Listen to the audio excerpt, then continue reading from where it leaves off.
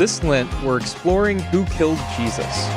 Many people are convinced that they know the answer. But we've gathered 16 suspects as we retrace the events of Holy Week in the special 6-week podcast. With your help, we'll discover who really killed Jesus. This podcast is a production of progressivechristianity.org and University Christian Church, San Diego. I'm Caleb Lyons. And I'm Marshela Salgado. This is Who Killed Jesus, a true crime podcast, Episode 5, Good Friday. Welcome back to Who Killed Jesus, where today we have finally reached Good Friday, the day where Jesus was murdered by crucifixion. But let's take a look really quickly at how we got here. And I think if we look at each day, we can see why Good Friday was ultimately inevitable. So on Palm Sunday, Jesus comes into Jerusalem and he and his followers stage an anti-imperial protest against Pontius Pilate. On Monday, Jesus goes into the temple and he overturns the money changers' table and issues this indictment, this counter-protest against the religious establishment. On Teaching Tuesday, Jesus goes back to the temple and he teaches out in the courtyard, but again teaches against the religious establishment and the purity system. On Women's Wednesday, Jesus is anointed as king by a woman in the home of someone who was seen as ritually impure. It is at that point that Judas decides to betray Jesus. And then on Maundy Thursday, Jesus has a last meal with his disciples and is betrayed by Judas and is ultimately cornered in the Garden of Gethsemane. So when you look at the events like that, it seems pretty inevitable that arrest and execution happened. Jesus stood up against empire and he stood up against the religious establishment. So Marshela, we have a good list of suspects so far. That we do, yeah. So we can begin with the Roman Empire. And with that, we have Emperor Tiberius, Pontius Pilate, Caiaphas, who was a Jewish high priest, as well as the Pharisees and the Sadducees, U.S. politics, Judas, and with Judas, that I think could also include greed and fear. We also have Jesus's disciples, which is not something you hear very often, and the Sanhedrin Council, basically. So okay, that's a good list of suspects that we've talked about so far. Yeah, yep. And they were names that came up before we started reading the book, and they have all popped up. Well, minus U.S. politics, but we can make comparisons there. That's right. And we've talked about Courtney Love. And Courtney Love. but she has not popped up in the story. She has not popped up. We're either. just trying to keep her relevant. Reopen that case on who killed Kurt Cobain. That's right. So other than Courtney Love, do you have any favorite suspects? I did have Caiaphas was kind of, but he's kind of waned a little bit. I think the Roman Empire, and after seeing what happened on Teaching Tuesday, the Pharisees and the Sadducees. Yeah.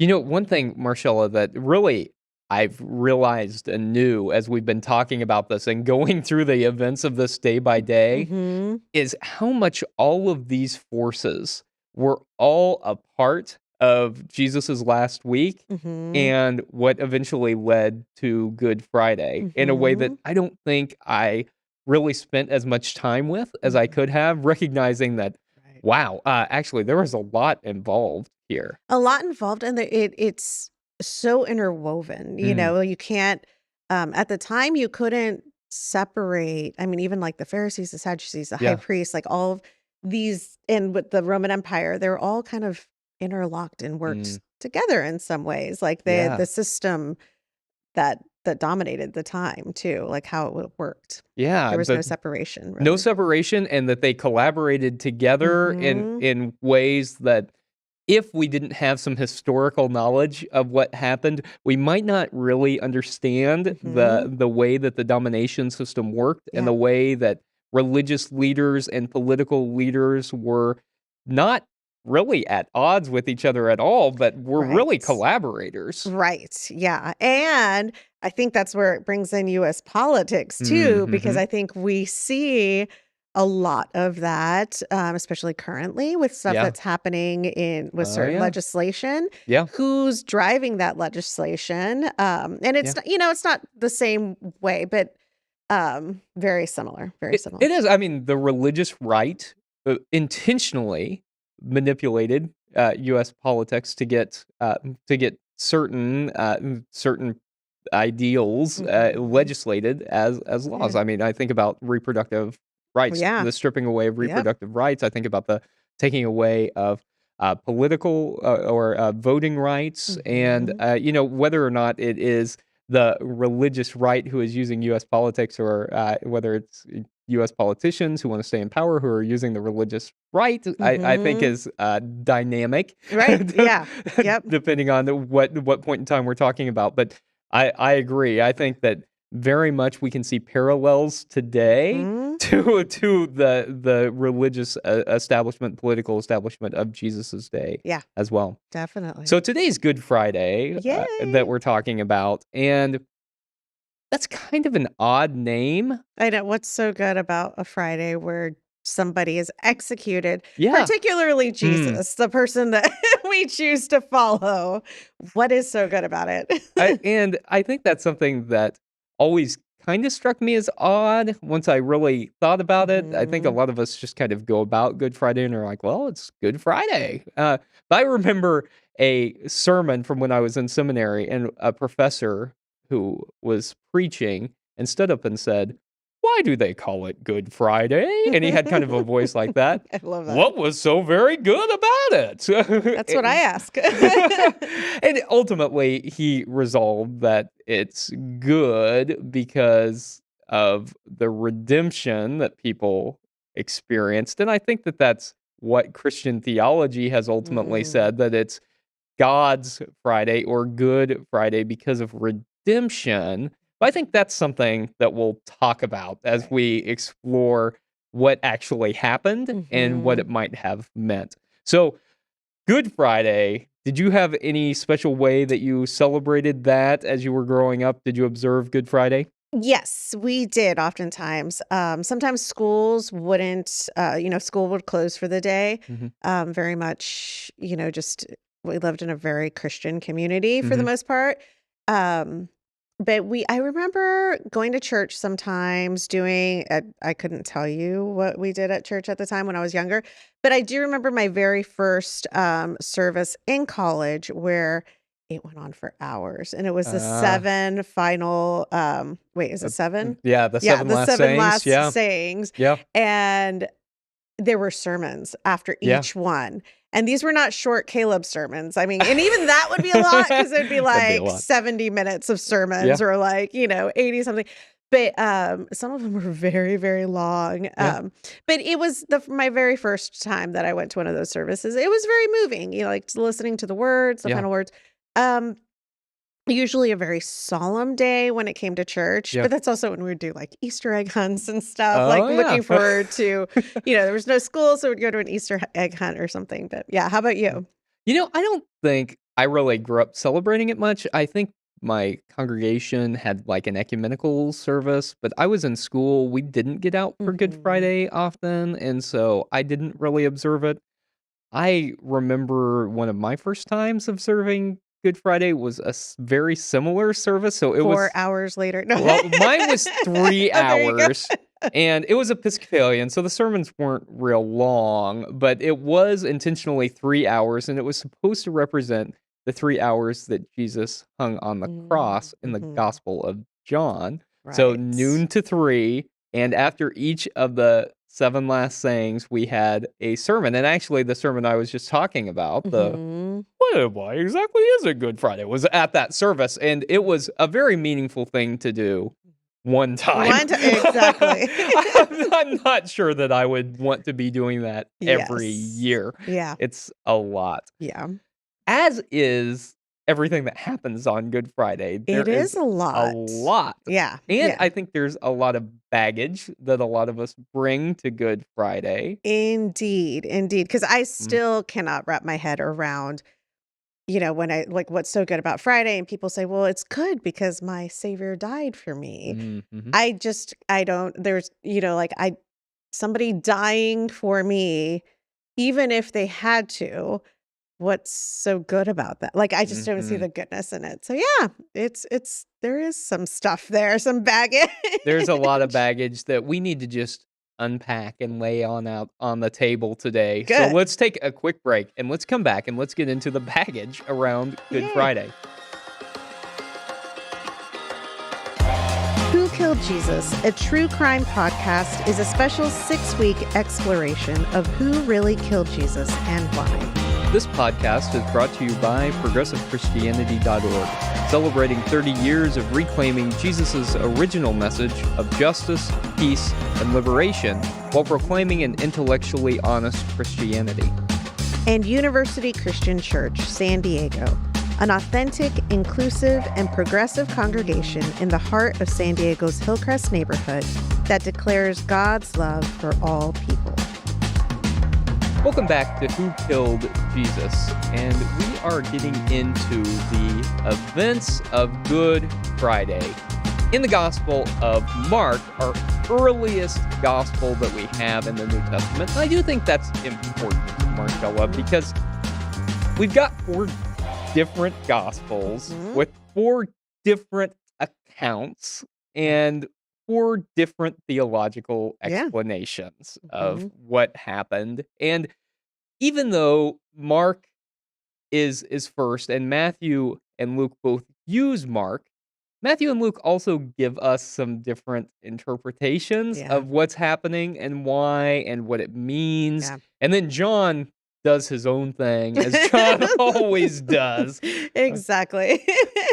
So I think it's significant to say that we are following the Gospel of Mark and that Mark breaks this down into 3-hour intervals. So this Right. starts at 6 in the morning. Mm-hmm. Jesus is arrested in the night on Thursday and brought to the council, the Sanhedrin, one of our suspects. Mm-hmm. And they then take Jesus to Pontius Pilate. Right. And Pontius Pilate is most likely in Herod the Great's palace. Mm-hmm. And Yeah, so he doesn't usually live there, right. right? Okay. Yeah, so that was interesting, and that was something a detail I'd never thought about or even. That's a good point. Yeah, he lives in Caesarea Maritima. Mhm. And so he comes into Jerusalem for the Passover celebration and for other religious festivals. But Mhm. right now, that's why he's here.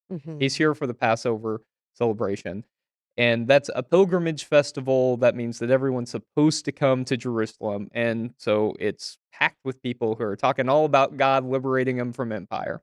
And so Pontius Pilate is there, and he's staying in this great palace that Herod built because Herod the Great, this is not the Herod that's in charge right now when Jesus is in his public ministry, but the Herod from the birth narratives. He built all these great things, and of course, the Roman governor wants to stay in the Right. opulent palace. Right. And Okay. so this incident takes place probably in the palace courtyard. Mhm. And so we see the chief priests and the scribes, the elders, the people who are the collaborators bringing Jesus here. And there is this questioning of whether or not Jesus is the king of the Jews. Yeah. Was this something that was important to you as you Whoa. heard growing up? Yes. Yeah. And yes, Yeah. that's, like that sign over the cross, The I in our eye. Yeah. that is, like King of Jews Hmm.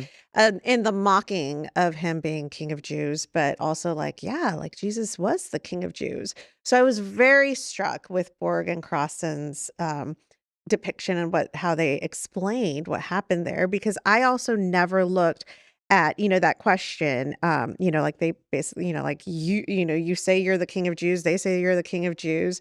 And what does Jesus say? Like, I love that reply where Yeah. This is great, right? yeah. You say that I am. Yes, Could be and that's really I mean, that again, I keep saying this changes some of the narrative that we grew up with, at least that I grew up with. Um, he doesn't say like, I well, always just you as are the king of the Jews. Yeah. yeah, Yeah. yeah, and in the mocking tone and even the Mm, way that Jesus responds, he's like, "You say that I am," like, right. I'm not saying anything Yeah. possibly, like, I'm just leaving this vague, Yeah. like I love that. Yeah. Are you the king of the Jews? right. You say that I am. Yeah. That if we read that as italicized, it Mhm. changes what is happening there. And Yeah. I think what's really going on here is talking about the messiahship of Mhm. Jesus, because as we've discussed before, the Mhm. Messiah was supposed to be a warrior king who was going to overthrow the powers that be and reestablish a united kingdom of Israel. That's Mhm. what Jesus's people really wanted. They wanted to rule themselves. They didn't want an empire. They had this big long history of empires Mhm. ruling them. They had this little break after the Maccabees had Right. liberated Israel for a period of almost a century, and then they were ruled by the Romans, and so they Mhm. wanted somebody to come and overthrow the Roman Empire. And so, Mhm. whenever we read in the Gospels this stuff about messiahship, that's Mhm. what's really at heart here Mhm. is whether or not people believe that Jesus was going to start a revolution to overthrow the Romans. Right. And it seems pretty likely that Jesus' followers might have thought Yeah. that he was going to do that. So you're telling me that the word Messiah wasn't like, "Oh, you're gonna come save us from our sins," Riding and in on a Jesus cloud. right.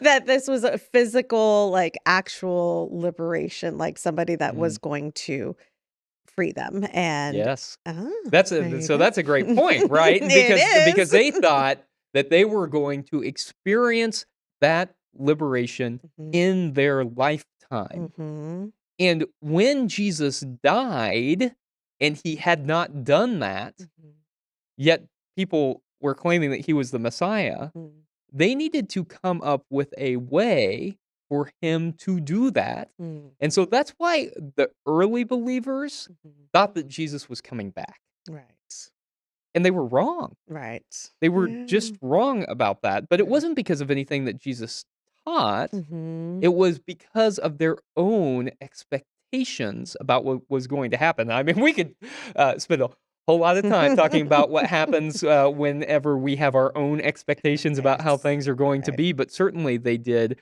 about Jesus. So, Mhm, Barabbas is mhm. also somebody who's important in this narrative, beginning Yeah, at this first segment, the 6 a.m. to 9 a.m. segment. So, right. did you know much about Barabbas? I didn't. I remember learning about it a little bit more in college, in one of my theology classes, but it was nice to read this again Yeah. because basically, these are two individuals. So we had Jesus, very nonviolent, Mhm. revolutionary, and Barabbas was also a revolutionary, but he had no problem being violent, like Yeah. whatever by any means necessary, right? Yeah. So I really like that because I think he's also a forgotten character. Like, how Mhm. often do we hear anybody talk about Barabbas? Yeah. But I think that's a very clear, that Mark included him in there for a reason. Yes, and I think that distinction that you drew is so important, that Barabbas was not a bandit, but was a freedom fighter Hmm. or a terrorist, depending on if Right. you are the Jewish people in the first century or if you are Rome. Hmm. And, the violent revolution, though, is is really describing more about what happened in Mark's time than Hmm. Jesus's. And this is where Hmm. biblical interpretation gets real tricky, Right. because we read through the story and it can be really tough to determine if what we're reading is history Hmm. or if what we're reading is interpretation of the author's time. And so Hmm. I think the character of Barabbas is likely an invention of Mark to talk Hmm. about what is happening at his own time. So, as we read, starting in around 66, there was this revolt against Rome, Hmm. And it kind of came to a head in Jerusalem, and it ended up with the destruction of the temple in Jerusalem. And so that is all at play Mhm. whenever we're reading these crucifixion narratives, especially in the Gospel of Mark, because it Mhm. was happening at the time the Gospel was written.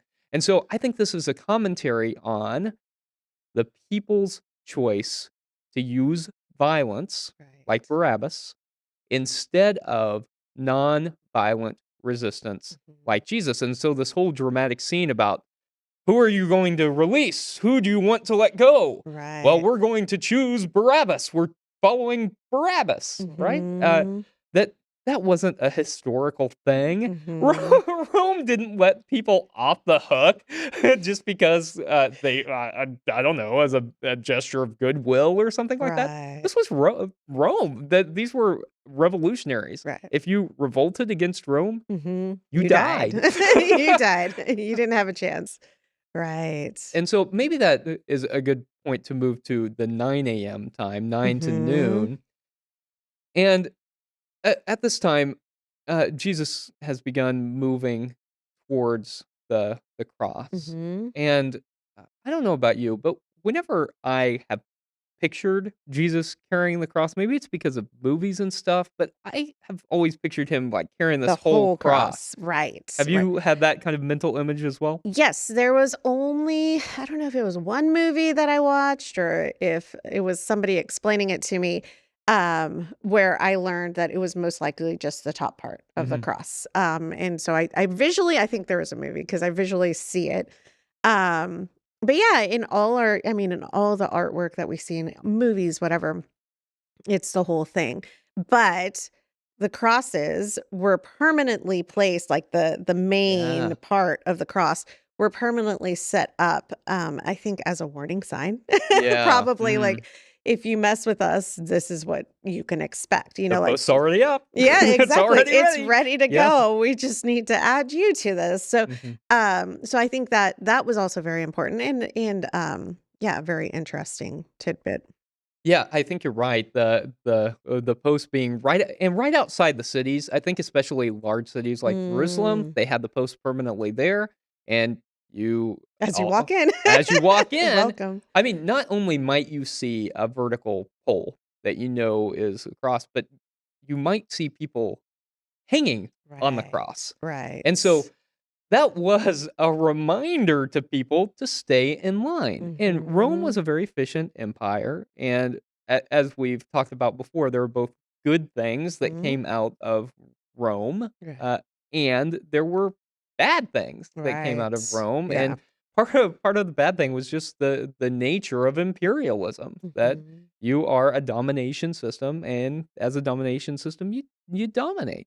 And so you might see these poles, or you might see people hanging on the cross there. Yeah. And we see Jesus then next to these two bandits, right? Thieves, right? Because that's what I Thieves, was told.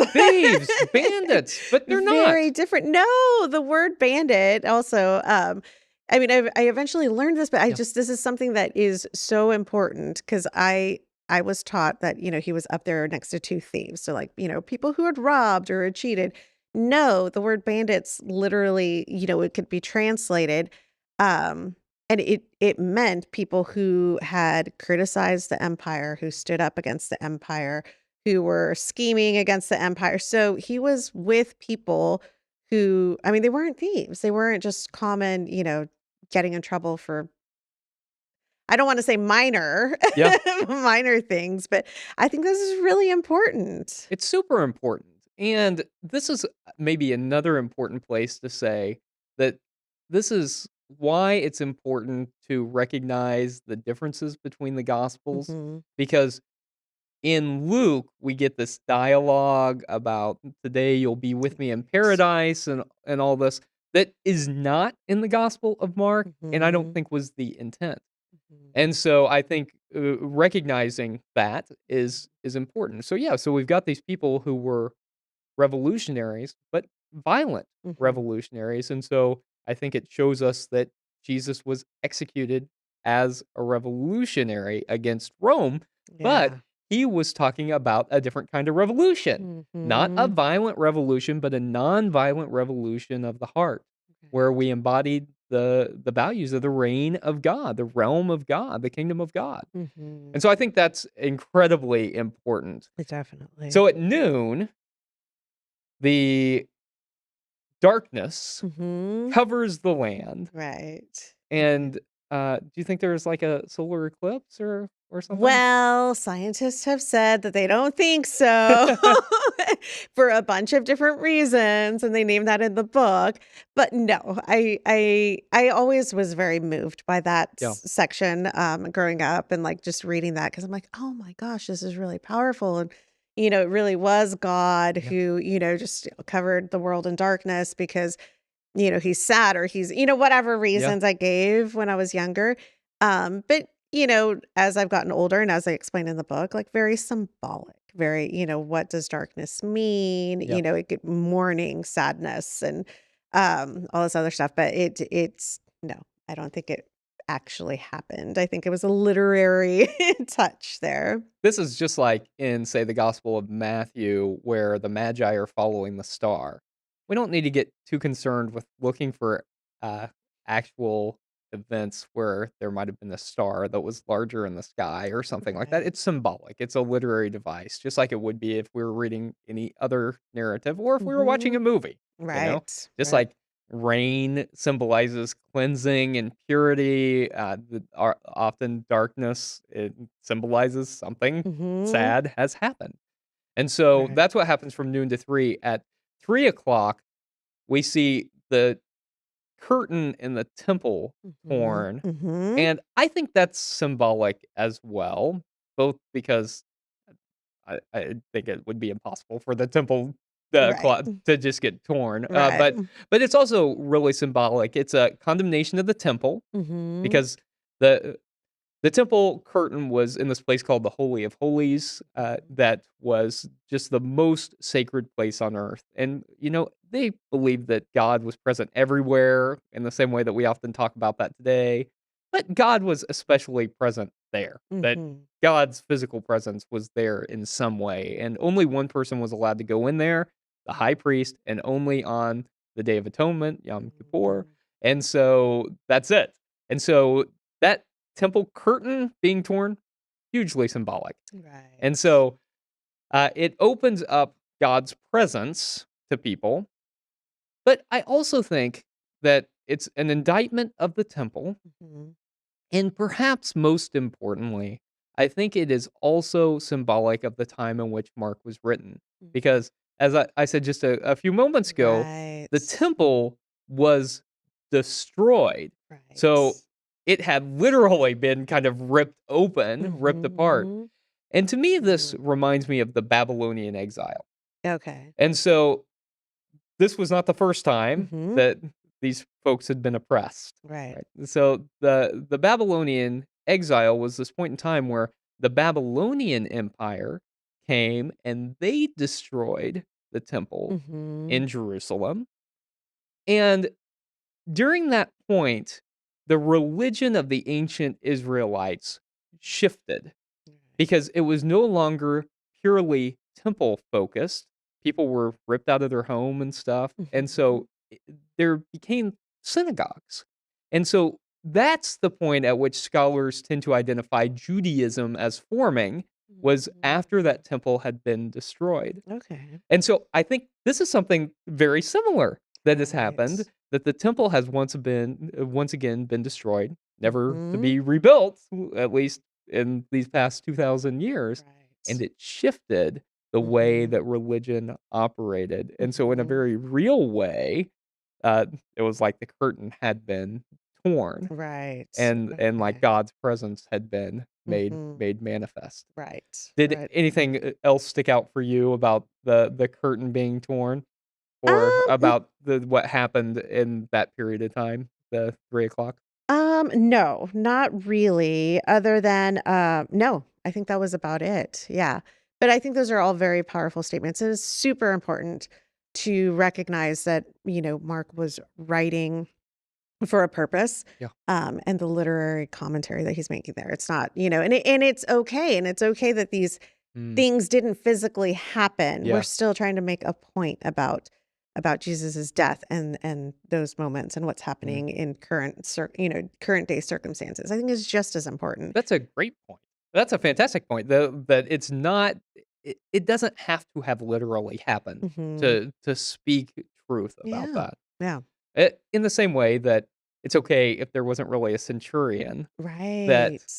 then proclaimed Jesus as the Son of God, Right. because the statement that's being made there is by picking a centurion, someone from the Roman army, Mhm. who has a loyalty to Rome, Yeah. declare that Jesus is the Son of God. Mhm. He's saying loyalty to God over empire. That is a proclamation against Rome that Mark is making, and I think Right. is really important. Yeah. I also think something else important happens during this 3-hour time span, that you mentioned last week, and that's It's the the women. women. Yeah. Yes. Yes. I think it's very important to recognize who was there. And I think it's also important because I have heard commentaries where they say that women are erased from the Bible, that they didn't. Mm, And I think it's important to note that the gospel writers do bring women and mention women in their writings. I think what's mhm. been erased has been over history, Yeah, what we're teaching in Sunday yeah. school classes from the Mm, pulpits. That's where mhm, we don't mhm. always mention the women, Yeah, but the gospel writers do, and Mark specifically mentions that the women were still there. They were present during all of this. So yeah, I think that's very, very important. And we don't hear where the male disciples went, specifically the yeah, 12 that yeah. We just know they weren't there. they were not there. And I mean, it is possible. And he does say, like Borg and Crossan do say that possibly there was less risk for the women involved at the time, but that it also speaks to Jesus and his followers and the importance that women had there Yeah, because in Jewish tradition and also in the Roman Empire, women, they again, they weren't first class citizens, like they yeah, weren't, they definitely had to, be submit yeah, and they didn't have important roles yeah, really. So the fact that the women were there and were loyal followers and that he mentions that they helped fund his ministry too. Like I think yeah. all of that is really important. Yeah, and the Yeah. reminder as they're there, not at the foot of the cross in this gospel because they weren't Mhm. allowed there, but that they were the only ones there watching, that they also were the ones who funded the ministry, and they Right. remind us of Mark reminds us of that in the narrative. Yeah. So I think that's significant, and then at 6 o'clock, Joseph of Arimathea, asked to be able to bury Jesus, which Mhm. is not common. But the other thing that we get there is, I think, an important word Mhm. in Greek, which is lutron, Right. which is translated in many English Bibles as ransom. His life was a ransom for Mhm. many, but Mhm. Borg and Crossan point out that it was actually a payment for liberation. So a Yes. means for liberation, which is probably a better translation. So Mhm. he gave his life as a means of liberation Mhm. for people, which I think Right. is extremely significant. So Yeah. that's something that we get here at 6 o'clock. Yeah. So Marcella, that's a lot. There's so much. There's still things that we could talk about. Yes.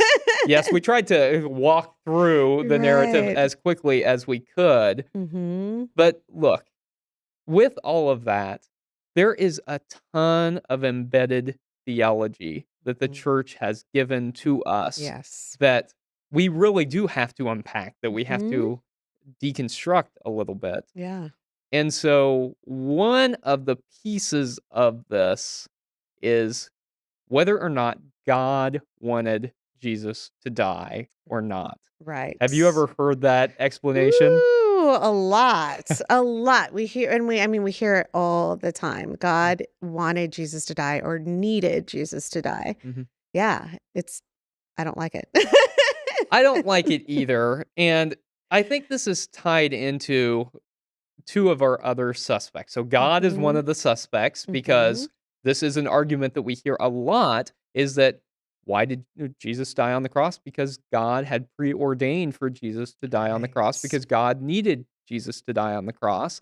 And the two reasons that are often given for that are tied into each other and are also two suspects on Mm-hmm. our murder board, which are original sin and personal sin. Okay. And I think Right. the way the argument usually goes is that in the Garden of Eden, Adam and Eve messed up and they marred all of humanity with their their mistake.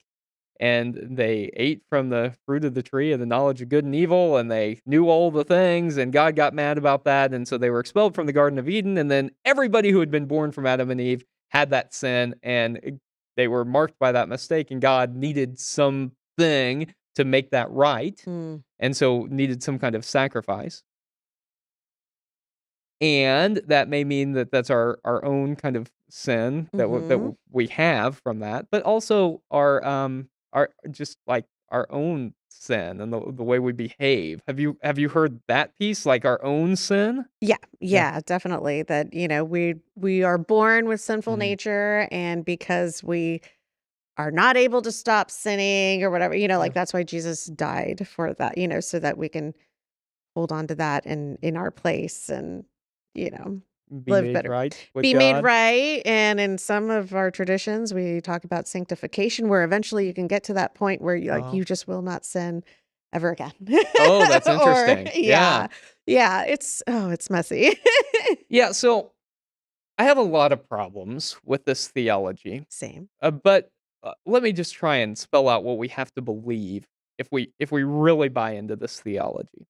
We really buy into it, we have to believe that God created humanity, and the way that God created humanity was imperfect, and so we ended up living out imperfectly Mhm. as God had created us to be, and so God then thought we were so bad that God wanted to kill us. And the only way that God could prevent God's self from killing us was to send God's son, who was also kind of God, to die on our behalf. So God would kill God's self and God's son in our place so that then we would be made right with God.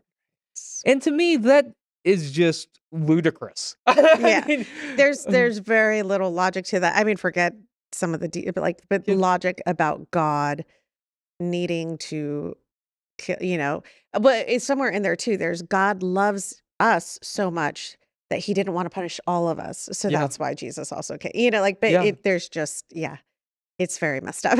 I feel sorry. And so it is messed up, and and so there is some kind of atoning language in the Bible, Hmm. and because that was also kind of a part of the system, but Hmm. a part of the system that Jesus was confronting, the Hmm. temple cult, right? It was a part of Right. what Jesus was confronting. Right. But we also get a lot of other interpretations in the Bible, and I think this goes back to how we view the Bible. If we wanna try and make everything mesh together, Hmm. then we end up with this really messy product, Yeah. and the truth is that some of the theologies don't mesh together, and we Right. gotta be okay with that. Yeah. And so I think we also have to realize that most of this crap theology that we get does not originate with Jesus. Right. Yes, and I actually had forgotten, that they mentioned where it started too, like, was it Saint Anselm? Yeah. Yes, I had totally forgotten those details. I mean, like, there's just so much, and I know that, Constantine threw in his Yeah. own touch, and so but that it started with Saint Anselm, how many century or, like, hundreds of Yeah. years later? Yeah. Or That's a great point that, like, okay, so original sin was invented by Augustine, Mhm. and it was several hundred years after Jesus, 4th or 5th century, I think. And then yeah, Saint Anselm, who was Archbishop of Canterbury, Mhm.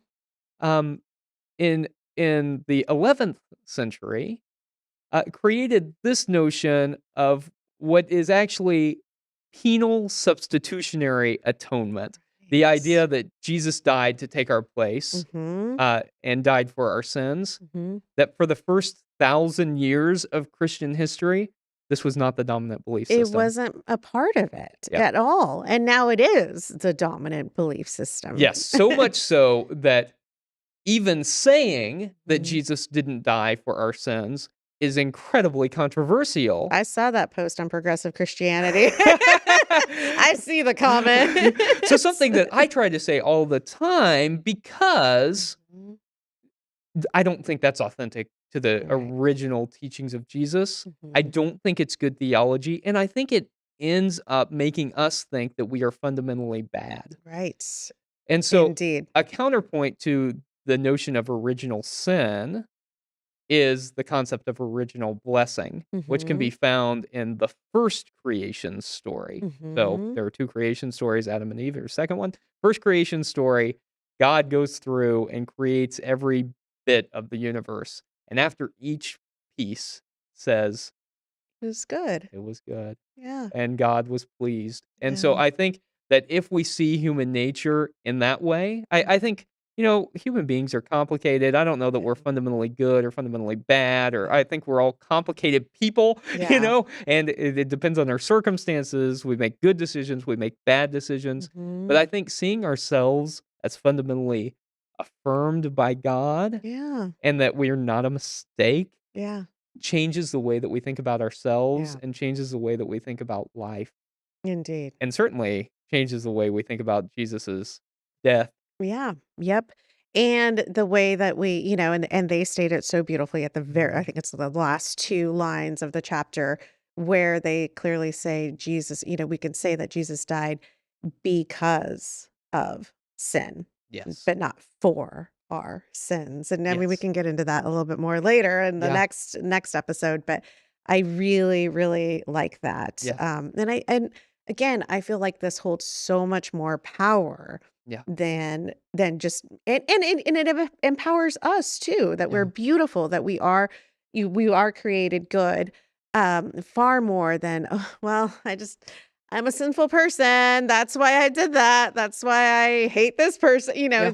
Instead of blaming sin, I Yeah. feel like it empowers us to, like, I Yeah. am a good person and God sees us as beautiful. And Yeah. it also changes the way we view God, is like, Yeah. instead of, like, not evil, but like mean and who, like a Yeah. punitive God, a very loving God. And it changes the way that we can Yeah. see Jesus too, and our call Mm, as mm. Christians. So it's a lot. Yeah. It's a We're lot. not sinners in the hands of an angry God Yeah. anymore. Yeah. Instead, we're good in the hands of a loving God. Yeah. And I think that is so right, Marcella, that he, he didn't die for our sins, but he died because of human sin. Mhm. Or that he didn't live to die, Yeah. but lived his life in such a way that he did die, Mhm. speaking truth and love to the principalities and the powers, Mhm. to the political domination system, to the religious domination system. Once again, not all Jews, but the religious establishments, the principalities and the powers who were cooperating with Rome Mhm. to oppress people, Mhm. and it got him killed. Yeah. Yeah. And so that's enough for today. Mhm. It's a lot. That's a lot. It is. Do you wanna go over our new suspects that we got today? Yes. So our new suspects, well, we just finished talking about one, God. Mhm. God, our personal sin and original sin, which are all tied in, like we just talked about. But those are our new suspects. So Yeah, yeah, we and can. I mean, I think we addressed a lot of those today because it's just there's so much baggage, but Yeah. next week, we're going to conclude this Yeah. series Wow. because Jesus has now been murdered, but Hmm. that's not where the story ends Hmm. in the Gospels or in history, Right. because we are continuing to talk about Jesus and what that means. So I think next week we'll come back and we'll talk about who we think is really responsible for Awesome. Jesus's death. We'll land somewhere on that, and Hmm. we'll invite those who have been listening to land somewhere on that as well. And Hmm. we'll talk about the events of Silent Saturday, Mm, and Easter Sunday. yes. We hope you can join us next time for our final episode of Who Killed Jesus?